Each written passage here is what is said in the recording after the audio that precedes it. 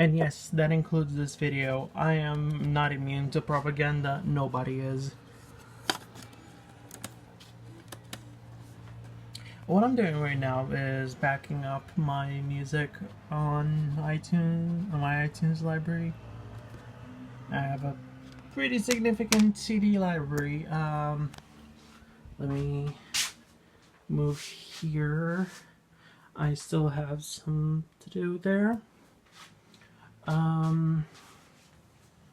Back here. Simple as this. Yep, and I will get everything copied over. But yeah, what I wanted to talk about is how the modern world, we are both the hardest and the easiest generation to brainwash. And I don't just mean Gen Z. No. This specifically refers to anyone who's currently alive. Anyone who's currently theoretically able to watch this video. I know there's probably going to be like 5 viewers, and I don't care if it's going to be 5, 50 billion. I have no idea, and I don't care. But like, if you have the ability to breathe, I guess, you are part of what I'm talking about now. The reason why is because anyone these days, like, it's not only easy to influence, but now there's this problem that we still see the internet as this free world where it's complete freedom and everyone can have the ability to get the truth and not just what the media wants you to think. And on one hand, yeah, that is true. You do have a lot of freedom of alternative media. However, it's not as simple as that, personally. I seriously believe that there is so much more going on. Like, yes, there is a lot of independent media, and you can get the actual truth online and not be propagandized. However, unfortunately, when it comes to mainstream news outlet, for example, but outside of the mainstream, you can see that too. Even if they give you the truth, they still try to add some degree of narrative to it, specifically to condition you into thinking something they want you to think. And yes, I know, it was no different from TV either. TV doesn't do much of a different job either. Like, yeah, I'm aware that the internet is way better with this than TV. We are basically the generation where we have the most free access to information compared to previous generations, you know? But the problem is that even that information often comes from sources that may want to sell some extra narrative. I'm thinking about, for example, New York Times. They will report on how this or that happens to trans people, for example, but they will also be part of the issue by parroting and platforming a lot of voices that are pretty much facilitating the very things that they are making then articles about, saying, oh my god, oh, the tragedy of these people dying. By the way, we will still continue to be the issue. We will still continue to platform the people that will make those people die. And then we will talk about how bad it is that those people are dying. Because that's what they're doing. And that's what a lot of news agencies are doing. Like, a lot of news agencies are just saying, oh, we believe in diversity and equity and all that stuff, while also pretty much spreading false narratives and fear mongering, the same narratives that the people they claim to hate do towards minorities. I'm not specifically just talking about trans people. That was just an example. There are so many more examples of this. People of color, immigrants, just anyone really, anyone that is not cishet, white, and I guess a full. I'm gonna put the phone down. There's a Kenny G CD. I don't even listen to Kenny G, but I bought the CD because it was cheap. Or what people would call a red-blooded American, like a patriot. And that's the problem. The internet was supposed to set us free, and to a degree, it does still set us free. The only problem is that at the same time, it also still oppresses us. Because I always believe that one of the biggest mistakes we've made about the internet is that we have allowed it to get as centralized as it is right now. Because the freedom of information isn't as free when most everyone gets their knowledge, their information on the same 6 websites. Let's see. Let me list them. I will even list the ones that are pretty much in decline but are still popular with a segment of the audience, even if the segment of the audience in question is old people. So, Google, TikTok, Twitter, I'm not going to call it X, Facebook. That's 4. YouTube, let's say, I know you would usually, you can count under Google or maybe not. And the 6th one, controversially, I would say, given its popularity, and I hate that it's popular, I hate how big it has become, and it is actually the worst offender in all of these, ChatGPT. Why is it the worst offender, you may ask? Oh, well, simple. I'm thinking about Grok, right? The Twitter version of ChatGPT, how Elon has pretty much messed around with it as much as possible, specifically to offer a narrative that he can control. Like, if he wants to make sure that nobody can see his suspicious activity, he will make it unable, he will ban speech of that type. We talk about China censoring the internet, but America's no better. And Europe is only marginally better than the US. Like, it has a few more pro-consumer moves, but ultimately still allows the worst offenders still. It's quite fucked up how the right to privacy online it doesn't exist. You do not have online privacy. You can go under 20 million VPNs. You can do anything. The second you have logged on to the internet, you can bid farewell to your privacy. I actually saw a video just today, actually, about someone who got denied a college scholarship, right? So, did he just applied, didn't even get accepted. Months later, got a message in the mail saying that there has been a data breach and that now someone has access to her social security number and personal information. Pretty much the landmarks of someone being able to steal your identity and ruin your life. Actually ruin your life.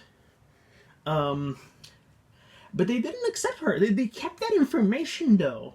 Like, I think that's what's so particularly vicious. They kept that data, but they didn't accept her. You'd think that the only reason why they would have to keep data is for students they already have, because, records and whatever. What about people who have been denied? Why do you need to have their data months and months later, huh? I don't understand that. If someone could explain it to me, I would be very appreciative. The only thing I can think about is so they keep track that they've rejected them before, so they shouldn't accept them in the future? Question mark. I have no idea. The point is, it just really blows. Um, it's kind of funny in a way. There's this like double standard of anonymity and privacy online, right? Where you have the option to be as anonymous as possible on social media, like Twitter, or well, there's even social medias that are pretty much just exclusively about being social. Well, not exclusively. There are pretty much have anonymity as their bread and butter. 4chan, for example, right? Um, the problem is, it's kind of a fake sense of privacy. Like, yes, someone, a regular person, will not be able to tell who you are, which, that's probably your immediate concern, but oh, your data is being scrapped. Even things you don't imagine could be scrapped are. Like, I'm thinking, I'm sure that if I could get access to all of my data, I would have information about my great grandparents who have never even lived to see social media. They have never even lived to see the internet. And there would be something about them specifically because someone who's a distant relative specifically like mentioned them by name once in this godforsaken environment. It's that bad where even people who have never signed up online have their data stolen. And it's so messed up how most of the big internet sites, they provide a service second. Google is not their main line of work is not Chrome or the search engine or even Android or the Pixel phones. No, no, no. They are a data broker first and foremost. And that's how most of these big companies work. They are first and foremost data brokers. They get your data, they sell it to advertisers, and advertisers provide it back to you. Like shit, like I don't know, your TV or your phone taking screenshots every few seconds just to know exactly what you're having, or even your phone. Like this is gonna to the average like normal person who doesn't know about any of this. This is gonna sound like tinfoil hat shit, and I understand that. I probably would call myself insane too if I didn't know anything. Uh, but there's been a legal case where Google was saying that they have the right to turn on your phone that is sitting in your room and is turned off with your old phone, right? Turn it on just to record audio, just to record your voice, just to record you saying something. We talk about how, for example, someone managed to smuggle a North Korean phone, right? And how said phone takes a screenshot every few minutes to provide information to the government. That is not really anything new. The only reason why it's painted as this like messed up thing is because it's North Korea doing it. It's not because the US doesn't do that or they've never done that or whatever. Let me Alright. Gotta put the phone down again. But that's kind of the problem. It's some severe degree of hypocrisy that we are dealing with, really.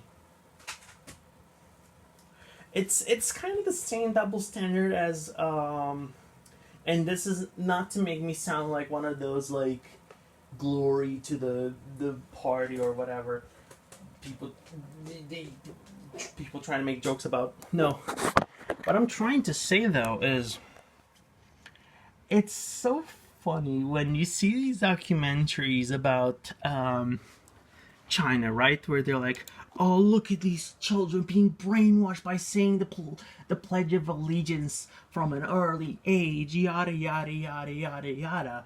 Uh, the U.S. does the same.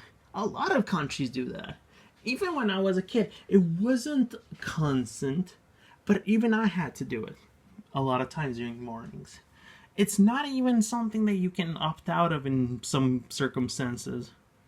You know, the whole "I don't sing it if I don't mean it" story. Uh, and yeah, I think this is messed up, but going back on the topic of propaganda, and it's just like interesting how we still perceive the internet as this bastion of freedom of information when if you're on the big sites you don't have that. And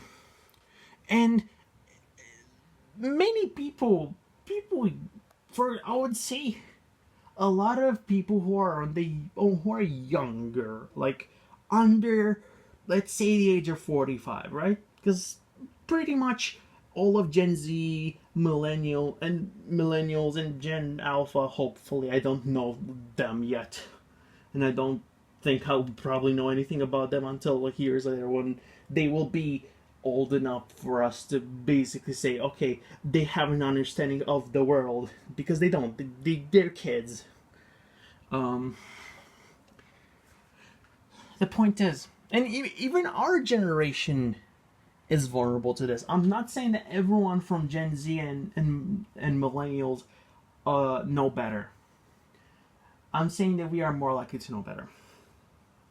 But I'm thinking how any news agency can be paid hush hush money and most people will be none the wiser. Like I'm thinking about, right? A huge right wing think tank. I don't remember which one. The one that was financing Temple and other schmucks like that. They were paid by Russian Times or something, by Russian agencies. Right wing media was paid for, but with Russian money. And what I'm trying to say is that kind of, at that point when I found out, it just proved to me that any sort of quote unquote independent media can be sold off like this. Because the problem is, right? The average person, whether we're talking about Gen Z, millennials, or even older, they may be more skeptical about your traditional news media, the Fox News, the CNN, the New York Times, all of that stuff. They will be skeptical because they're like, okay, they're clearly presenting a bias. Who do they go to? They go towards YouTubers. They go towards independent bloggers. They go towards podcasters. And that's the problem. You know what they've been doing now? Just as the example I've given, they are now paying independent actors to do that.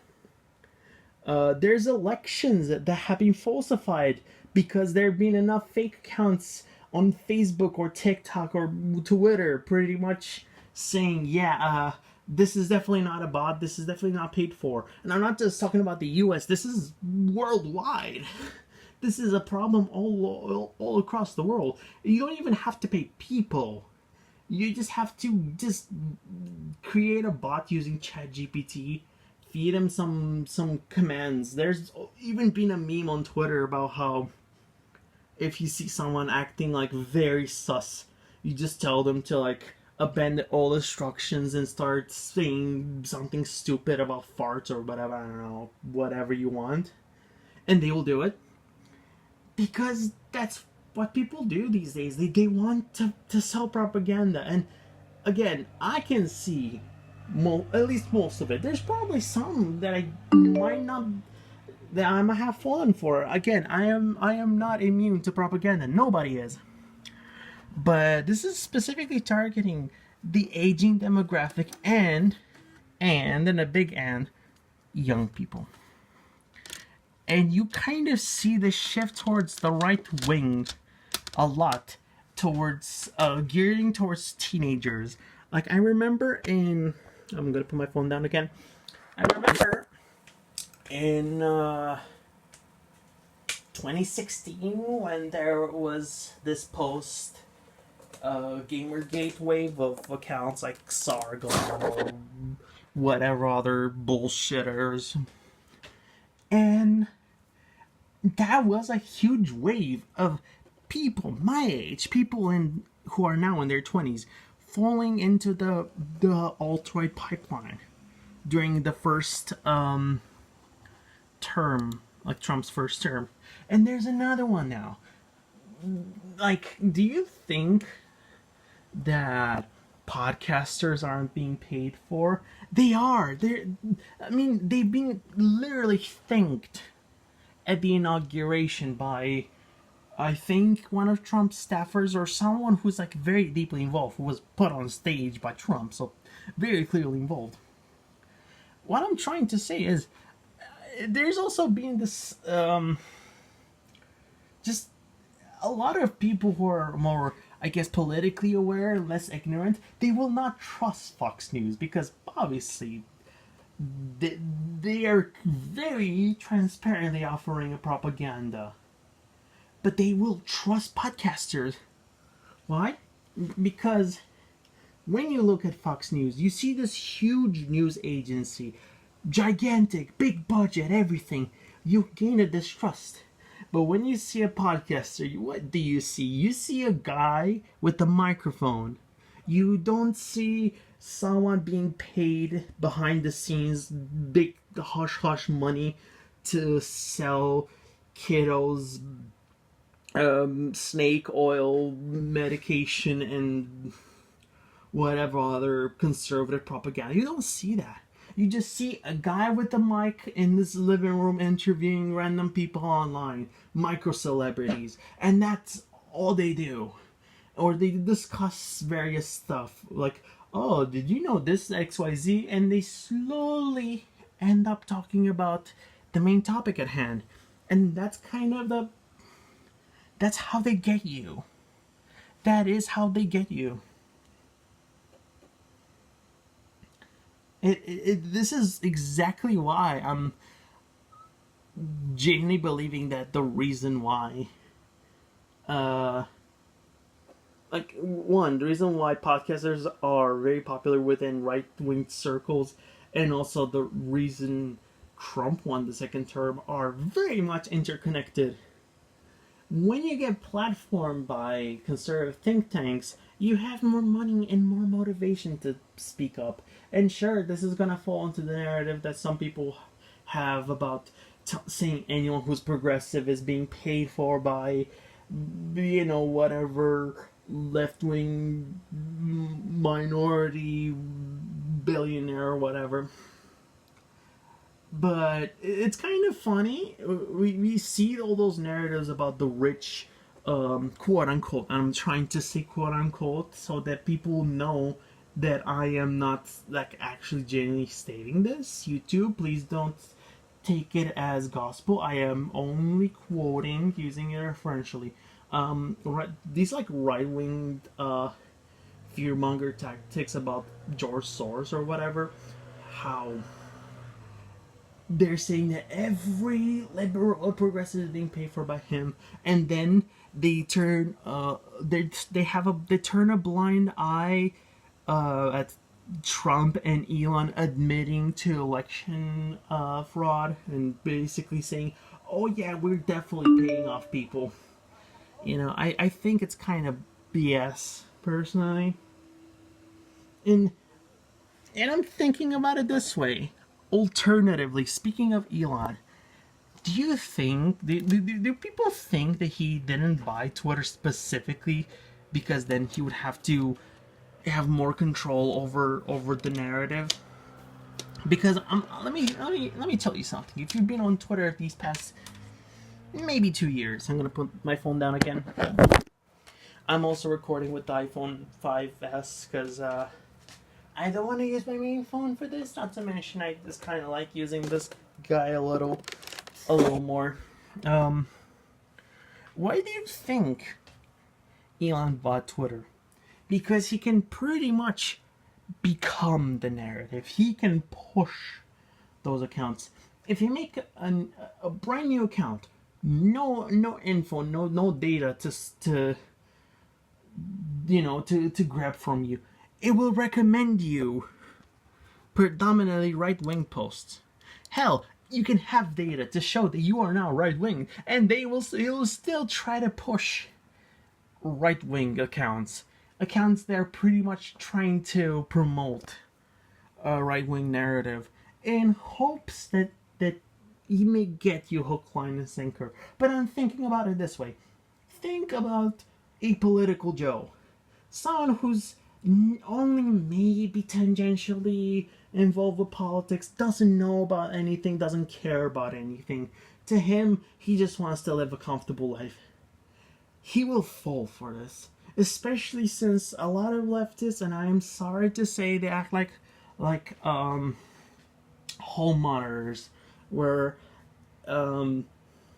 we have no direction. Like, the left has the problem with the left is that we kind of tend to have no direction and also a very bad sense of solidarity. Like, the reason why right-wingers have all of these big names and we don't have any is because leftists don't really like having anyone to say, yeah, this guy is a big person that we are supporting and who we agree with, because they believe in this concept of, oh, they gotta be completely pure, they cannot miss, they cannot make a bad take or bad point, and also they have to be as I am. If they are any different, then they are bad. And that's also a huge issue with anarchists. I've met so many people who are anarchists, self-declared anarchists, whatever. That doesn't matter. And the reason why anarchism hasn't gotten anywhere, at least in my opinion, is because they all have a different way of achieving a free world. Sometimes it doesn't even have to be very different. Sometimes it has to be just, for example, perspective on technology or perspective on XYZ thing. And that alone is enough to make them divided and say, no, I do not want to work with this person because they are as bad as the fascists. And it's like, I think maybe we should work towards our common goal first and then figure out the semantics of how we should conduct the world and how the world should be lived. And let's be a little more, I know that people have a lot of icks, but let's not see every single difference as something worse than what it is. Like, yes, obviously, if someone is being an actual fascist, by all means, don't trust them. But at the same time, if someone just has a different perspective, for example, I don't know, they believe that we should do XYZ to technology, and you believe the opposite thing, I think that's something where you can figure it out along the way. I don't know. Anyway, going back on the topic, because I keep yapping myself out of the topic, and I know I've been probably yapping for this past half hour, but again, who's even going to watch these? I don't care, but I'm going to put them out anyway. But yeah, what I'm trying to say is, Elon forces the right-wing narrative. You can block him. He's gonna get unblocked. You can even see him still if you block him on your For You page. He inserts his own posts there. And what does he do? He spends like 10 hours a day parroting right-wing talking points and narratives. He's more terminally online than a lot of people younger than me. I consider myself a pretty terminally online person because I kind of like conduct most of my activity in the online, and yet I am not as active as this motherfucker is. I have no idea how he does it. But yeah, that's kind of the problem with Twitter. It's a propaganda machine. It's a reason why I haven't used it as much. It's you can just hang out and talk with friends, but at the same time, the fact that propaganda is being so effective there means that you will see more people who have been brainwashed, and there's people who are already having those mindsets who are pretty much encouraged to talk and speak up with their malicious thoughts and feelings about certain minority groups, for example. They are promoted. They are told, please keep going. Please continue. Even if they're horrible. Even if they don't agree. Because that's the thing about grifters. They don't agree to most of the things they say, but they will have to say it because they want more people to align themselves with them. And I think that's kind of like the funny part, how they have better intersectionality sometimes than leftists because of how much power they have. Point is, the internet isn't as free media as people like it to be, or at least not if you hang out on the big sites. But also, please, for the love of God, don't take me saying this as me trying to promote some sort of conspiracy theories. I am not a conspiracy theorist. I at least I want to believe that I'm a well-adjusted person. So I don't believe in shit like, I don't know, toothpaste makes you develop dementia later in life or something. But I still believe that we have to be skeptical about not only how sorry, I keep trying to open the case, this case with one hand and it's hard. We have to be skeptical about the sources we read and the information we process, because some of it is a big chunk of it is very biased, and there's a difference between human bias, because everyone has bias, like that's not a problem. There's a difference between bias and someone being malicious and trying to shove a narrative down your throat, you know? Anyway, see ya.